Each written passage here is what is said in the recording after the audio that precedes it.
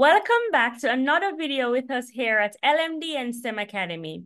In this video, we will be working through the June 2018 Unit 2 Paper 2, Question 5, which was a question on mass spectrometry.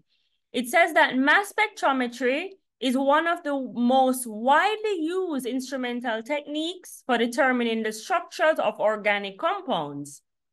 The figure below shows the mass spectrum of a haloalkane C. All right, so here's our mass spectrum. We see that we have relative intensity on the y-axis and we have our MZ ratio on the x-axis, which is our mass to charge ratio. And we see that we have several peaks on the spectrum that are labeled. But before we even look at the spectrum, let's just kind of orient ourselves as to what we can expect the structure to be eventually, because we'll have to solve the structure, right? So a haloalkane, right, as we've encountered it in our Unit 2 work, is generally of the form CXHY, and then you have a halo atom. So I'm just going to put the halo atom as Z, a halogen atom as just Z, right? So it's generally this form where we have a hydrocarbon portion and then the halogen atom there, right? Unless they told you that it was a disubstituted haloalkane, you can assume that there's only one halo atom incorporated in it, okay? So we can say, okay, this is kind of where we're trying to go in terms of a formula of a structure of a compound, okay? All right. And so now let's look at it a bit more closely now here at our mass spectrum. So whenever we look at any mass spectrum, immediately before we're even looking at the question that they asked us, we have to look at the spectrum and be able to orient ourselves as to what's going on, right? And so whenever you look on a mass spectrum and you see this peak here, that is at a fairly low MZ ratio, but it's very high in its abundance or its relative intensity, that one is going to be what we call our base peak, right? That's going to be our base peak, and we want to always identify that as soon as we look at our mass spectrum. And the base peak is just the most stable fragment of that molecule, okay? The most stable fragment of the molecule that you're trying to figure out what it is. So that would be the most stable fragment at MZ 29. And then out here, now we look to our far right, and we look at this first one. That's going to be our M plus peak, right? That's our M plus peak. Or in other words, you might see written somewhere as molecular ion peak, right? Molecular ion peak, and that represents your whole molecule having lost just one electron. Remember, when we're doing mass spectrometry, everything has to be positively charged, right? So the M plus peak just means that you have your entire molecule intact, except that it lost one electron. Just one electron got knocked off of it, okay? So that's your M plus peak. So this peak represents the mass of the whole molecule. So mass of the entire molecule is what that's going to represent, right? All right. So then if we look a little bit more closely at this spectrum, we see that 2 units away, so 2 MZ ratios away, right? We see that there's another peak right there. We're going to call that one our M plus 2 peak, right? So that's your M plus 2 peak. And we generally see these M plus 2 peaks when an isotope is present, okay? So we're gonna see an M plus 2 peak when an isotope of our, I'm gonna say halogen atom is present, okay? So that's what we're gonna say here, since this is a haloalkane, okay? All right. So that's what the M plus 2 peak represents. And you notice it's 2 units in terms of mass more than this one. And so when we think about that within the context of halogens, right? We think about possible halogens that this could be. It could be chlorine. It could only be chlorine, which is separated by 2 there. So that would be Cl35 and Cl37. It could only be chlorine, or it could be bromine, which is 79 Br and 81 Br. Those are the two most stable isotopes of each of these, right? And the thing about why we're able to narrow it down to this is that the other halogens, so fluorine and iodine, they don't have any stable isotopes. So you're not going to see them show up like this on a mass spectrum. So if you see an M+2 peak, immediately you got to think it's either it's a chlorine that has these isotopes that are separated by a mass of 2, or bromine that has these two stable isotopes that are separated by a mass of 2. So that's what the M+2 peak is telling us, is that it's one of these that's our Z or halo atom. Okay? No. All right, so having said all of that, let's move on to the first question to see what's being asked of us. So you always want to dissect your mass spectrum in that way before you even get started. So you're kind of oriented as to where you're going. Okay, so let's see the first question here now. So the first question says we're to identify the fragment that is responsible for the base peak at MZ29. So remember we said we have a fragment here at MZ29, our base peak, that's the most stable fragment.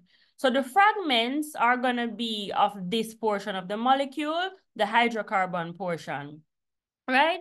So when we try to like figure out what that could be, we're going to say, okay, I know that the CXHY portion, that's going to be where the fragment is, because the Z is going to get broken off, right, the halo, and that's how you end up with that fragment being just the halo, an alkyl group, right? So let me just write that it will be an alkyl group. That CXHY will be representative of an alkyl group. So we can think of the alkyl group that would have 29 as its mass, and that is a C2H5 alkyl group. So that's the ethyl group.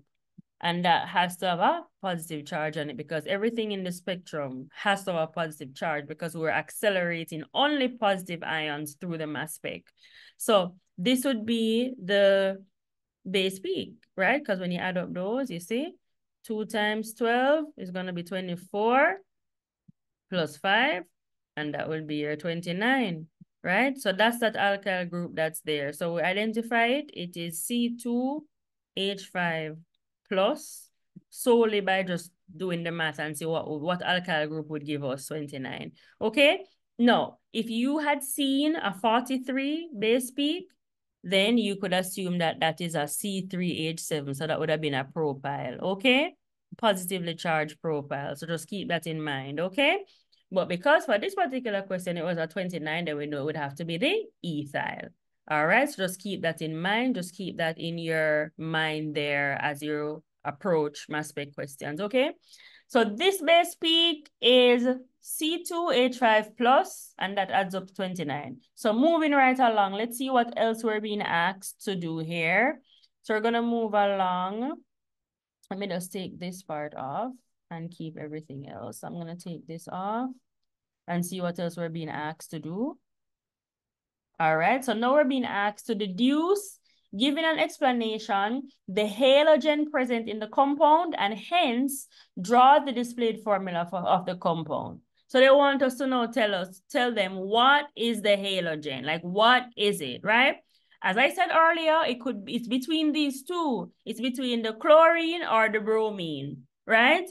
And so how we're going to eliminate one or the other is we're going to look at the intensities of the M plus peak to the M+2 peak, right?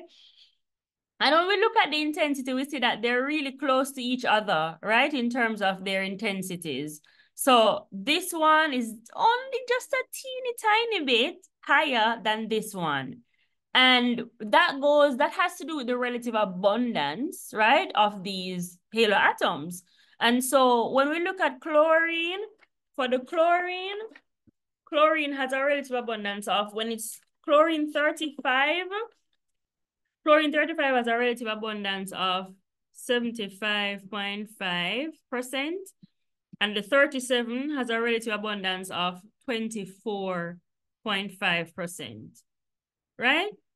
And so if we look on this graph, they're supposed to be like the M+2 would be what? A third of the M+, right? And that's not what we're seeing here. We're seeing that they're pretty much equivalent, right? And so we can rule out chlorine. But when we look at the bromine now, and we think about the relative abundances of these isotopes, we know that the 79 has a 50.5% relative abundance. That's how we find it in nature, naturally occurring.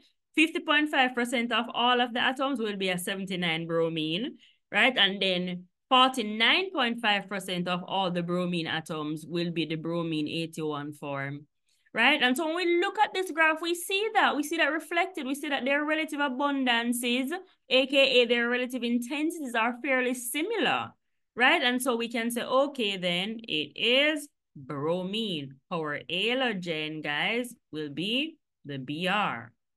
All right? So that's what we're able to land on that. It's the Br. Okay, solely based on the relative intensities there.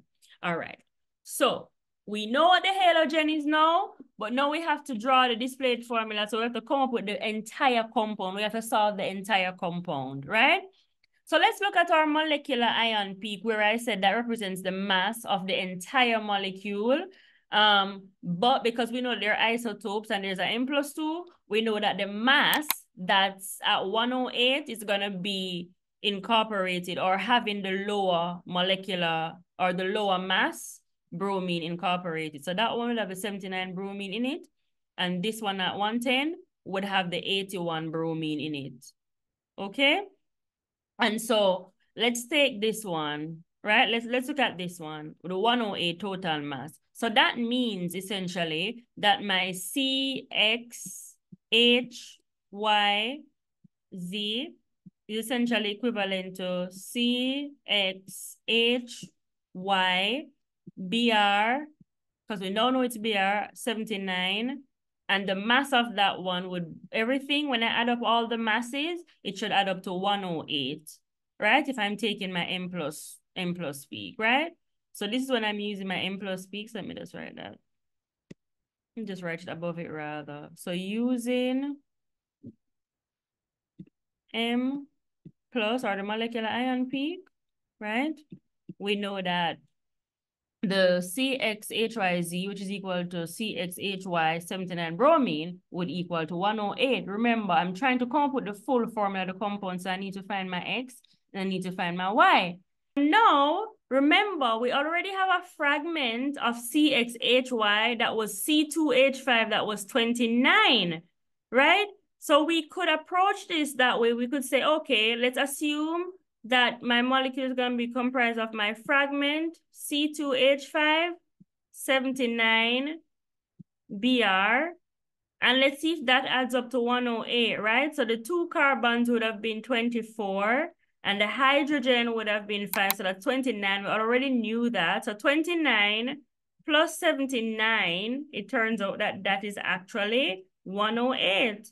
And so that is one of our compounds here, the one that's at the molecular ion peak, right? And then the M+2 peak would have been if we added on 2 more, right? So that would have been if we use the C2H5 Br in the 81 form, and that would have been the 110, right? Just 2 more than what that was. And so we can rest assured then that the formula for the compound is actually C2H5Br. Okay? And so we have to draw the displayed formula for that compound. And so what would that be? That displayed formula would be C, let me put it in a different color, let me put it in white. So that displayed formula, right, would be C, C, H, H, H, H, H. So that's my ethyl portion, that's my 29. And then we have a Br. And remember, that Br can either be the 79, right? We're going to have a mixture of both. So we have the Br79 and we can also have it when it's the Br81, okay? So when we write the displayed formula, we don't have to specify what number it is. We could just leave it as that, right? And if we leave it as that, then we know that what are we getting? That is a 1-bromoethane, right? That's the name of that compound there. So that would have been a 1-bromoethane. And so that's the displayed formula of the compound. And so we have solved the structure. Okay, we know exactly which haloalkane it is. It is 1-bromoethane. Okay, so now we're going to move on. So let's move on to the other question here. So the next question says that we're supposed to state a reason for the two peaks at MZ 108 and 110 having almost the same intensity. And we already touched on that. We said that when it's bromine, right? So let me just populate my explanation here. We said that since 79 bromine and 81 bromine have roughly the same relative abundance, 79 Br is 50.5% and 81 Br is 49.5%. We see that the peaks at MZ ratio 108 and MZ ratio 110 having almost the same intensity. Remember, we said the intensity is equivalent to the relative abundances, and so they're very close. 50.5 and 49.5 are very close, and so that's why we see them having almost the same intensity. It's because it's Br, and that's how they occur in nature. And so with that, we've come to the end of this question. Definitely give this video a like, subscribe to the channel, and if you look on the left here, you'll see the next video up. And if you look on the right here, you'll find our Module 2 playlist with tons of interesting content that will be helpful in getting you prepared for your exam. So, thanks for watching, and we'll see you in our next video.